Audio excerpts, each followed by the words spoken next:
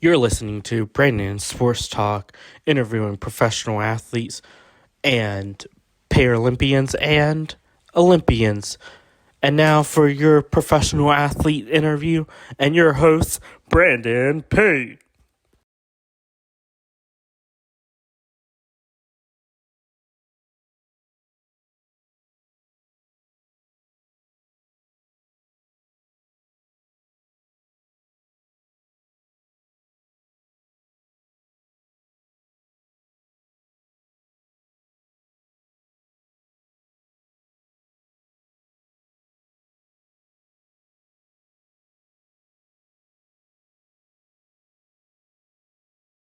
Welcome back to Brandon Sports Talk. In today's episode, I have the privilege to interview the Canada Olympian rower, Susanne Grainger. How are you doing today? I'm well. How are you? I'm doing good. Can you talk about how you knew that you wanted to compete in rowing professionally? Yeah, it took me a while to realize it was even something that was possible. I didn't know what rowing was when I started rowing when I was 12. And it wasn't really until the end of high school when I realized I could be recruited for university rowing that I had any idea that rowing beyond the high school team was something that was even possible. I just wasn't super involved in the sports system, so it was sort of all new to me at that point. What was it like getting to go to Virginia Cavaliers and getting to compete in collegiate rowing? It was amazing. I loved my time at UVA. I think it was a really cool experience to be part of a big team and understand sort of how to be a student athlete, balance my time, but then also work well with others as part of the team.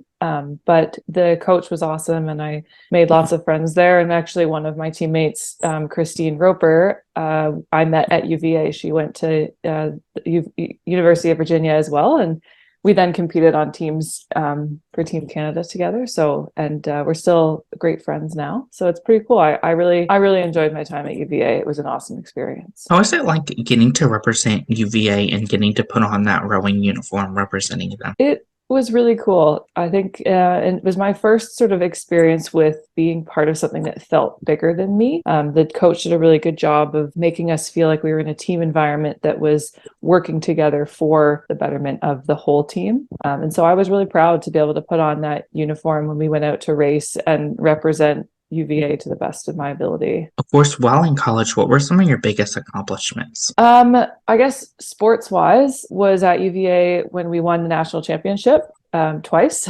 And so we won NCAAs in 2010 and 2012. And in 2012, I was actually part of the first varsity eight that won. It came first in the actual our race at NCAAs. And so that was a pretty amazing thing to be a part of.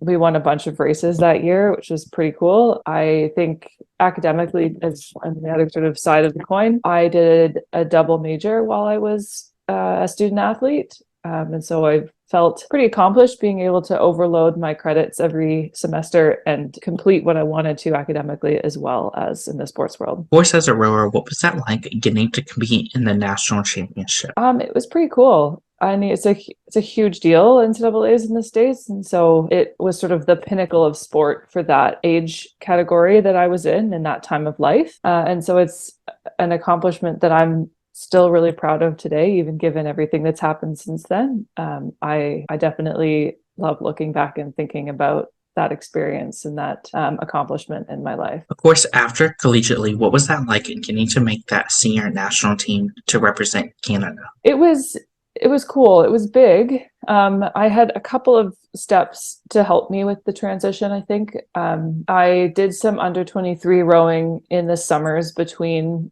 third year and fourth year. I guess it was second year, third year, and then third year and fourth year. I did 2 years of under 23s. And so it worked out well that when I graduated university, I was then the age to join the senior team and got an invite to do so. And so it was a big step. I can remember saying the night before I started training with the senior national team for the first time, like, this is the first day of the rest of my life. Like, this is the start of the next phase or next chapter of what I'm doing. And I was nervous, but at the same time excited because it was something that I then got to do full time and chase the dream of becoming an Olympian and an Olympic gold medalist. What was that experience like getting to compete in that U23 World Championship while still in college at UVA? It was pretty cool. I was actually my first under 23 year. It was 2011, and that was a pretty big turning point for me in rowing. I'd been rowing in university and was doing really well on land. So like in indoor training, I was super fit, but I was having a lot of hard time transitioning that to the water. And my coach in the summer really sort of helped me take that next step in making sure that my land fitness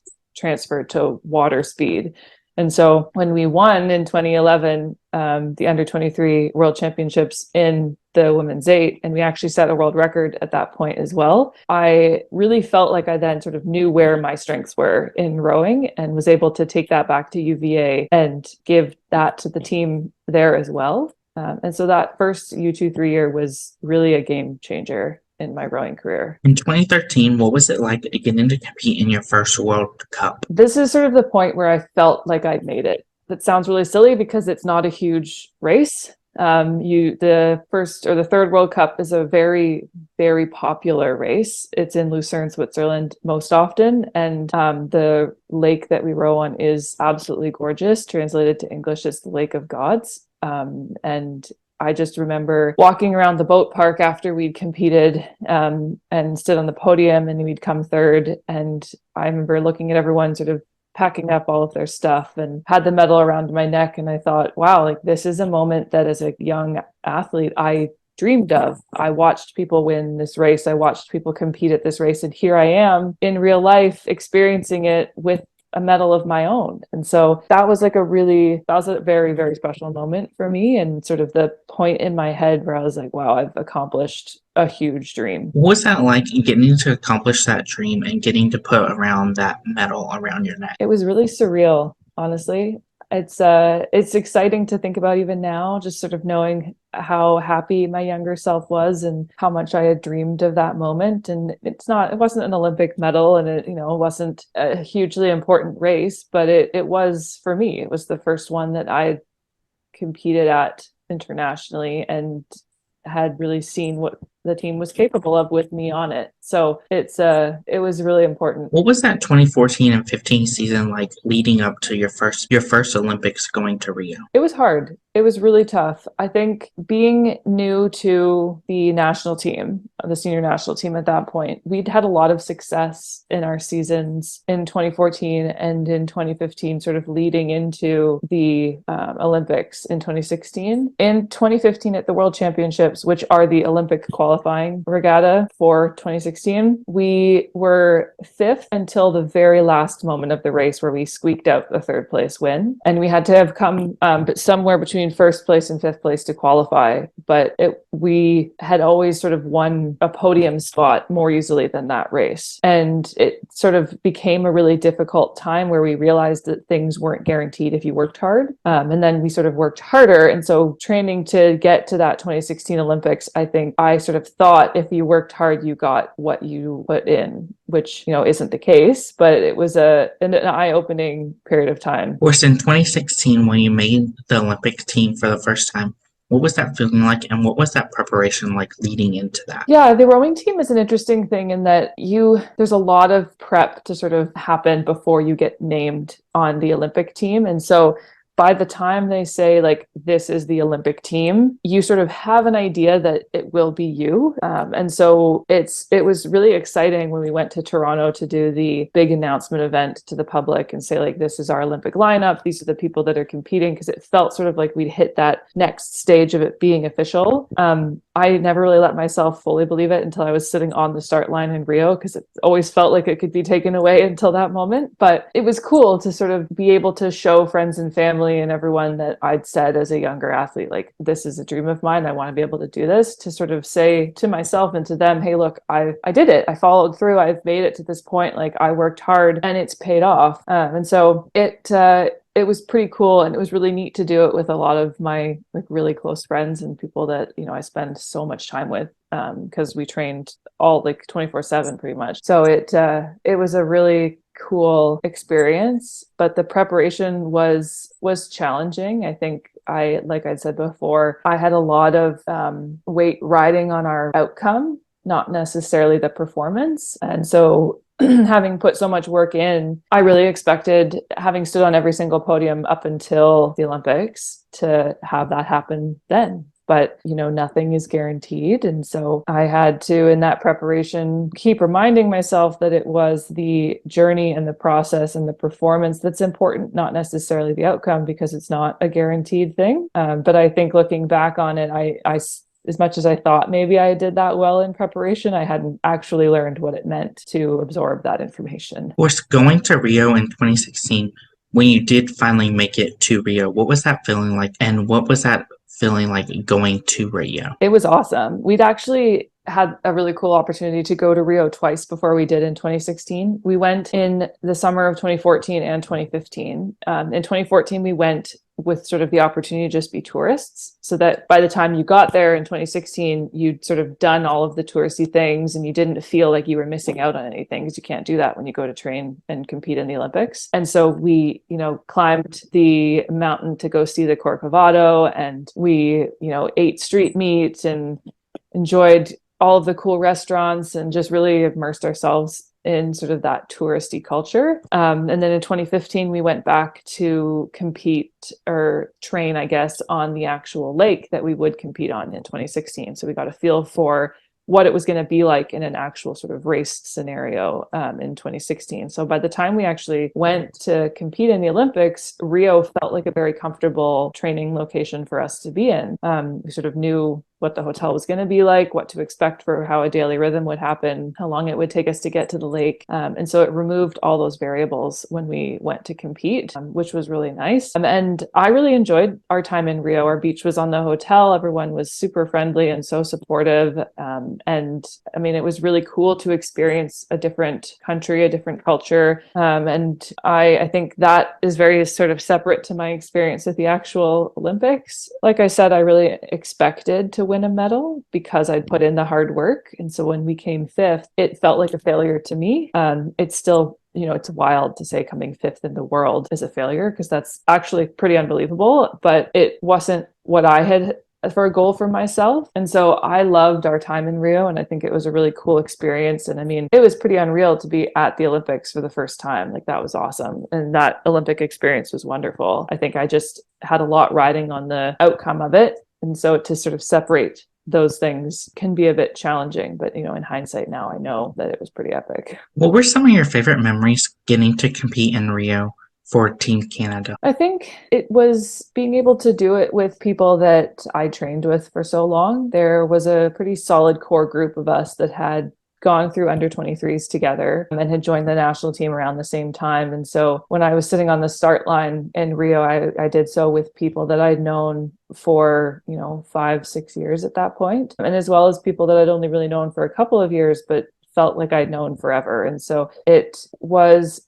special to be able to do that competition moment with people that I'd worked and trained with for so long, that I knew got the experience and that had gone through everything. And it was definitely sort of the highlight, was doing it sort of with my best friends, I guess, as corny as that sounds. And then I think one of my other really favorite experiences was after the Olympics were done. We got to move into the Olympic Village, because we didn't stay there when we actually competed, because it was quite far from our racing venue. But we moved into the village when competition was done, and we got to go and watch other people race, compete, put their dreams to work. And it was pretty cool to be a viewer at the Olympic Games as well. So it was pretty awesome. What was your experience like getting to compete in an eight-person rower? It's challenging. It's pretty cool. When you really get it going, it's awesome, because being able to get 8 people, 9 if you include the coxswain, all on the same page, doing everything the same and having it work perfectly, like smooth and seamless, is a massive feat. And so it's amazing when it works, and when it doesn't, it's hard. I mean, there's 8-9 different personalities in that boat. And so I think it takes a lot to realize that that's a strength, not a weakness. And getting all of those minds to work together and be on the same page to a certain extent can be a lot.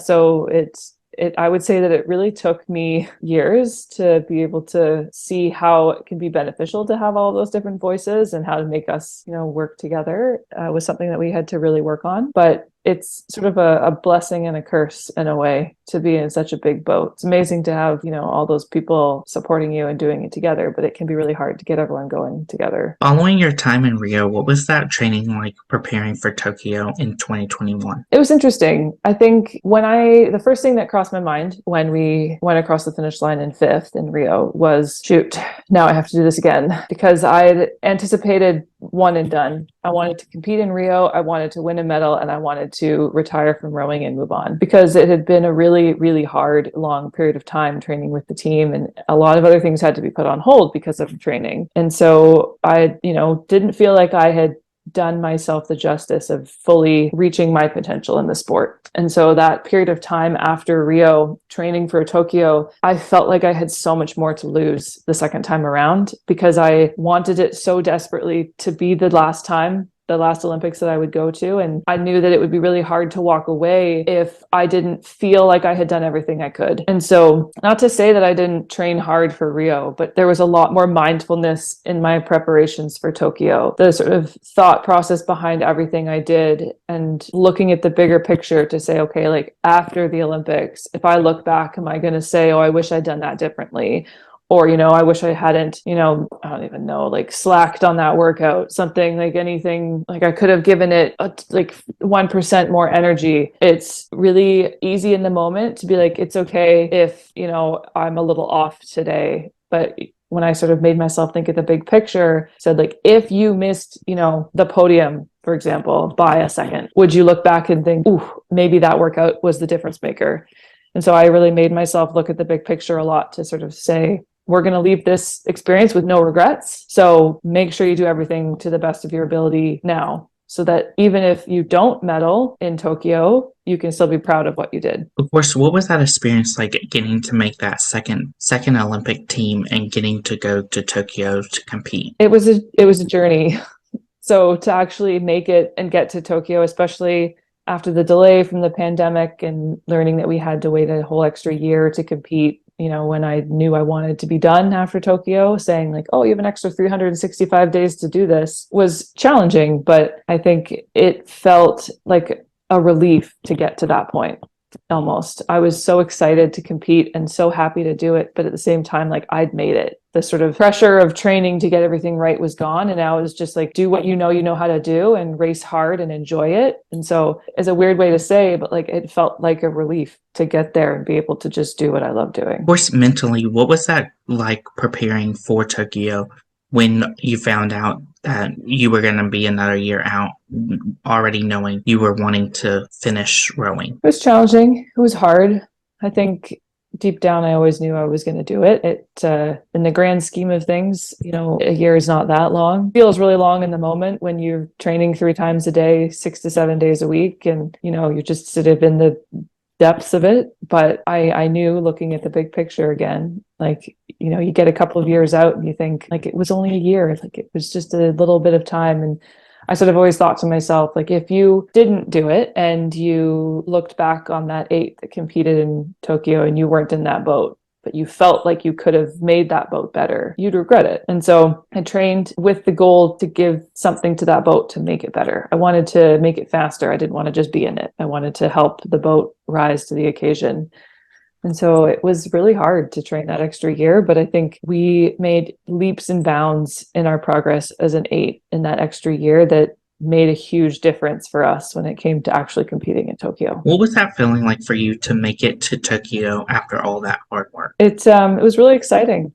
It was super cool. The Olympics were obviously really different. Friends and family couldn't be there. You had to wear a mask even outside in the village, and there were lots of rules, but it was really amazing. Like the Olympics were put on so well. I thought it was great, especially everything in the rowing situation was, ran smoothly, and the venue was awesome. And so I felt like I had a lot to lose, and I was scared of not being able to perform to the best of my ability. But everything was sort of set up for success. We had all of the tools we needed at that point. And so I was super nervous, but really excited to be there. I was able to still call them after the race, and it would have been great to have, all of them there to be able to hug, but to be able to call them and sort of sharing that joy, knowing that. What was that feeling like for you, knowing that all of your hard work paid off and that moment of, Mama, I made it to two Olympics? It was really awesome. It was obviously really special to have my friends and family with us in Rio and watch us compete, and sad that they couldn't be there in Tokyo, but I can't really see them when I'm there competing anyways. And so the biggest difference is, just knowing that they're not there and not being able to hug them right after the race. But I think it was special in its own way to be able to call my family after I'd finished competing in my second Olympics, and get each one of my family members and friends and my husband on the phone and be able to have those little special moments and memories with each one of them and hear where they were when they watched the race and what it was like and their experiences. And so these little pockets of memories with each person were special in their own way and really cool to be able to say like I did it. Like I've competed in 2 Olympics now, and I've achieved my dream beyond what I could ever have imagined. Of course, what has that been like, obviously getting to compete against some of those countries like US and other countries? I mean, it's pretty cool. It's definitely a step going from NCAAs and competing against big name schools to being wow, I'm competing against America, the whole country. These are their best of the best. So it's cool. It's definitely a lot if you think about it too hard sometimes, but it was pretty neat, especially because a lot of the girls that I had competed with or against, I guess, in under 23s from, the USA, New Zealand, Germany, I got the opportunity to compete against them on the senior team as well. And so it was pretty neat to be able to look across at the start line, especially in Tokyo, and be like, I raced you 10 years ago in U23s, and here we are 10 years later racing each other at the pinnacle of our sport. So it's pretty cool. Of course, as you talked about that, did you have that moment where you may have raced somebody at Virginia Cavaliers and now as an Olympian racing against them versus different countries? Yeah, actually. So I was lucky enough to get to race with my teammate, Christine Roper, in the women's 8. But we raced against one of our classmates, Christine O'Brien, who we competed against she was in the American 8, but she was one of our teammates at UVA. So it was, funny in hindsight. Obviously, I didn't laugh at the start line in Tokyo, but sort of to be able to know, I can look across and be like, hey, you friend, not for the next 6 minutes. We're competitors now, but yeah, it was cool. Of course, what has that feeling been like, adding OLY behind your last name and being known as an Olympian? It's something that I think, this is going to sound really bad and I don't mean it to, but it's a big deal to me, but sometimes I forget. And so that sounds so strange, but because it was such a normal thing for me in my day-to-day life, I rode for 18 years with the dream of being able to put that behind my name. And so when I, climbed the ladder and worked hard and saw this progress, and then that was one of the things I achieved, it felt not normal because I was super excited to be able to do it in the moment, but I worked all the steps to get there. And so to be able to say I did it was super exciting, but I'd put in the work. And so I expected it, which is bad because you're not supposed to really expect anything to be. But I guess I had done everything I could to sort of manifest that in my life and work towards it. And it's cool now. But I think that there are even moments today where I sometimes forget the hype because I'm not in it, day in, day out now. And I was surrounded by Olympians. And so it's awesome to be in this group of people that are, epic at what they do, but it was the norm for us. And so I think I have to take these moments from time to time to remind myself, almost pinch myself and be like, girl, you an Olympian, you're an Olympic gold medalist, because that's something cool to celebrate. And I don't want to just sort of let that slide as life goes on, because I put work into it and it was a huge dream of mine. So yeah, I love that I can do that. I love that, I can put OLY behind my name and have that sort of recognition for myself. But I do have to remind myself to enjoy these moments, because my mindset's always sort of like, what's next? But it's cool to sort of realize that, I have that recognition and that I can sort of live in the moment, take note, and appreciate it. What was that feeling like for you to get to put on that Canada ring for the Olympics and get to have the Canada Olympic ring along with the Maple Leaf flag? It's pretty special to hear O Canada play on an international stage at the, pinnacle of my sport, to be able to sing it at the top of my lungs with my teammates, which it's a good thing they cut out all of our audio because it was really bad. And so it was pretty amazing to have that moment for us, for Canada, for our friends and family, for anyone who'd ever supported us on the way. It felt in that moment bigger than us, to know, that we weren't just doing it for ourselves, but we were doing it for everyone who needed something to be inspired by, wanted to maybe go into sport and see what's possible. And so I think in that moment, as much of a blur as it was, it was pretty unbelievable to know that I'd been able to do that with the Canadian maple leaf on my uniform. Coming back home, what was that feeling like, getting to receive your Olympic rings in the mail and getting to put it on your fingers? It was cool. It was neat. I think I put a lot more weight on the ring that I got after Rio, which is interesting given that I wasn't as proud of the result. But I think after Rio, the ring was a way for me to celebrate being an Olympian. It was almost like my mind's consolation prize. Again, that sounds like I don't appreciate what I was able to do, but it was my way of healing the fact that I hadn't gotten the result that I wanted, but being able to recognize for myself, like, you are an Olympian, that is a big deal. You worked really hard to get that. This is your ring to represent all of that hard work, wear it with pride.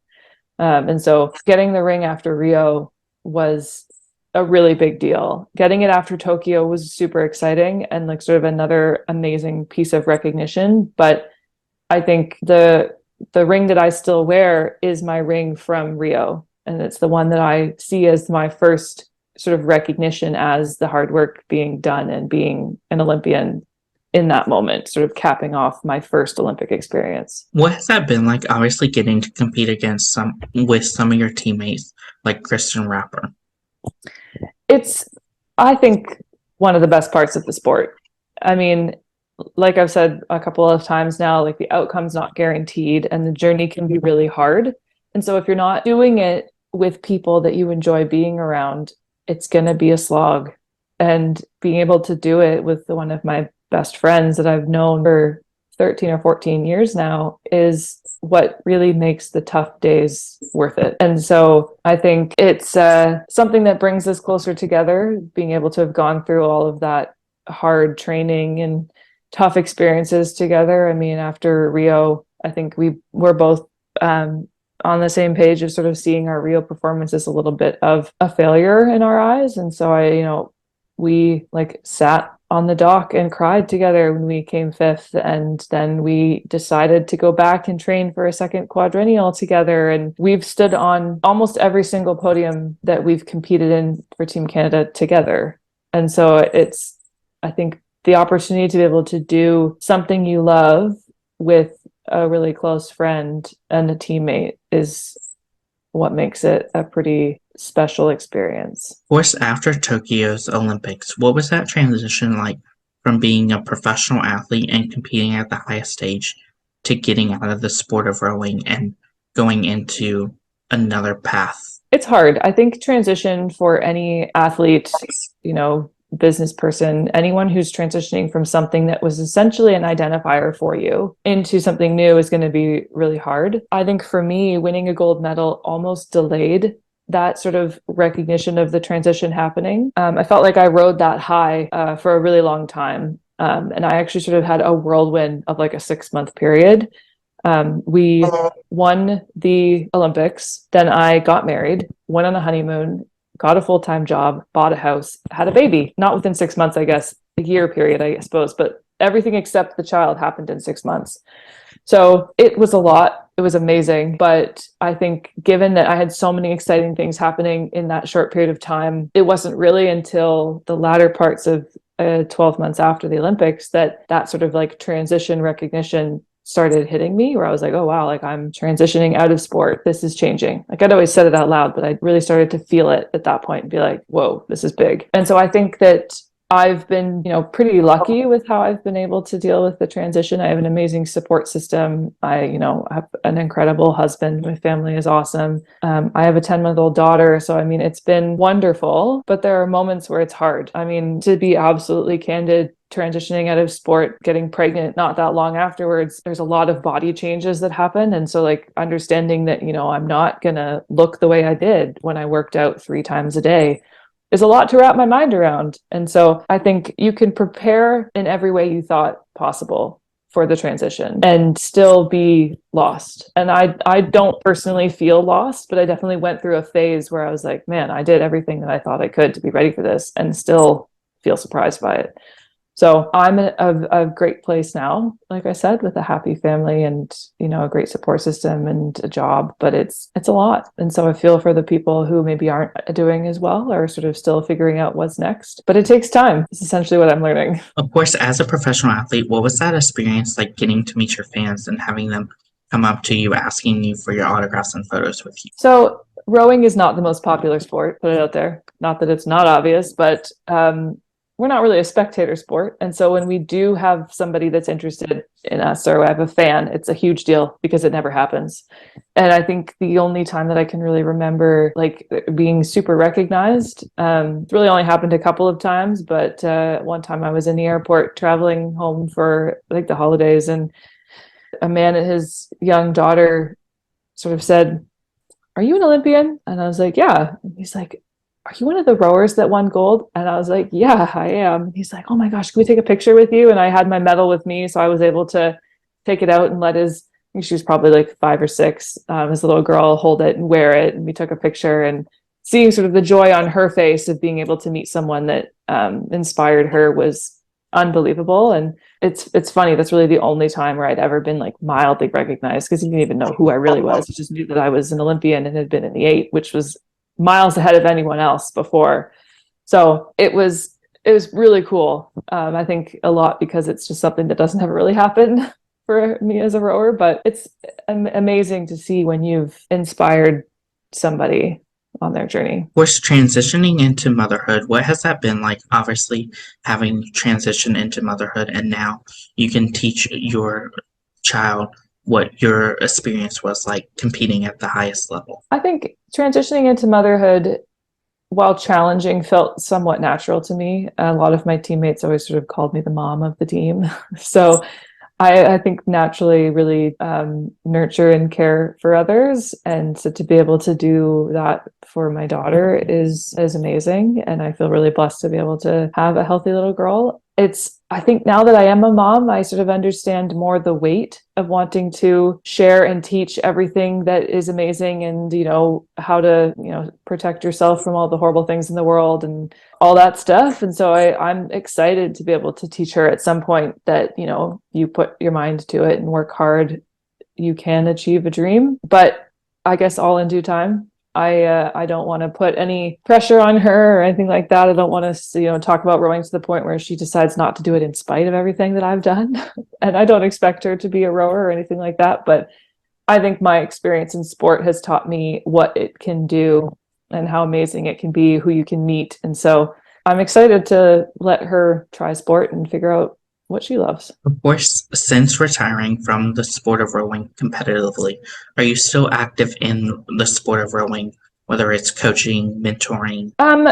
Yeah, so I think I have stayed somewhat connected to sport, but in different ways. I did some work with a nonprofit called Can Fund that supports athletes that are aspiring Olympians or Olympians, helps them cover financial costs. It's really expensive to be an athlete. And so I worked for Can Fund that helps provide athletes with grants to really support their journey so that they don't have to worry about getting a part-time job, because it's really hard to. And now I'm actually working with Rowing Canada, the NSO that I trained for. I'm just doing some part-time work right now, but I am helping from outside the boat, as I like to say. It's a nice way to stay connected with the team without being as close as something like coaching. And I'm helping them with a lot of their community integration. The team has recently moved about an hour up island from where they used to train in Victoria, and are making a new official home for the national team. And so I'm doing what I can to, help the community welcome them and learn about the team and help them learn the community so that it can be sort of one big supportive group around them. What advice would you give those collegiate athletes looking to compete in college rowing? I think I would say enjoy it while you're in it. That I took a lot of things way too seriously, and I don't regret doing it that way, but I think live in that moment. I'm really not good at living in the moment, and I think it's something like it will fly by. And so enjoy that, college experience with, being a student athlete and the people you meet, and just have fun. What advice would you give those future Olympians looking to compete in their first Olympics, whether it's Team USA or Canada? I would say expect the unexpected. That was the biggest piece of advice that I got going into my first Olympics, is that like you can prepare and be so prepared, but that everybody treats the Olympics differently. It's the one that everyone pays attention to. It's the time when athletes will all of a sudden try something completely different. Teams that were slow will all of a sudden be fast. And so expect the unexpected, but put the blinders on, worry about what you can control, let the other stuff go, and just be able to prepare to be flexible. What advice would you give those people that are looking to compete in multiple Olympics? I'd say take it one day at a time. Going into Rio, didn't know if I'd be competing in another Olympic cycle. It takes a long time to really make those decisions. And you can say right off the bat, like, oh, I want to be a 3-time Olympian. That's great. That's an awesome goal. But, take it one day at a time. Go through the process, experience the moment, and understand that it's okay to change your mind. Because, lots of things change. If to be a multiple Olympian right off the bat, that's an 8-year commitment, only if you're talking about Olympic cycles. But they say that an average sort of period of time for a rower to go from joining the sport to standing on a podium potentially is 10 years. So, it's not a quick get it done situation. So, let yourself enjoy the process and take it one day at a time. What advice would you give those Olympians such as yourself transitioning from being an Olympian and competing to then retiring and getting out of the sport? I would say be kind to yourself. It's going to be bumpy. Some days will be awesome. Some days might not be, but be patient, be understanding, and try to sort of relearn how you talk to yourself, how you think about sport, activity, and just be patient. That's great advice. Where can my listeners find you at on social media? I'm on Instagram. My handle is @SuzGrai. It's a funny, or I guess Suz.Grai, but you can follow me on Instagram for my mom adventures that are going on right now. Thank you again, Susanne Grainger, for your interview, and best of luck in your future wherever it may hold you. Thank you. Thanks for chatting with me. Thank you. You can find Brandon Sports Talk on Instagram at Brandon Sports Talk, Twitter at Talk_Brandon, and you can find me on YouTube at Brandon Sports Talk. Don't forget to like, comment, and subscribe. Thank you again, Susanne Grainger, for your interview, and best of luck in your future. Thanks so much. You've been watching Brandon Sports Talk. Please feel free to like, share, and subscribe to Brandon Sports Talk on social media and on YouTube.